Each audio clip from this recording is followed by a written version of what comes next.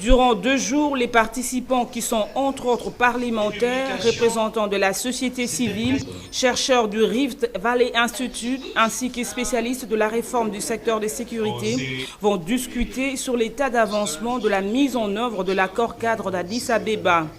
Leur débat va également se focaliser sur la question de la réforme du secteur de sécurité en RDC avec un regard compréhensif sur le problème des groupes armés opérant dans l'est du pays.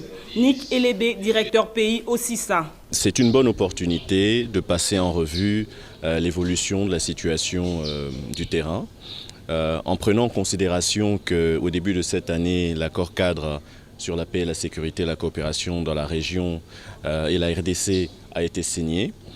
C'est une grande opportunité pour la paix dans ce pays. La victoire et les victoires que les forces armées de la République démocratique du Congo sont en train de connaître sur terrain sont à féliciter. Et de l'autre côté, il reste quand même important que la société civile réfléchisse sur comment elle aussi peut contribuer et participer à ce processus sur la résolution des conflits en République démocratique du Congo. Cet atelier national est organisé sur base d'une observation faite par les organisateurs.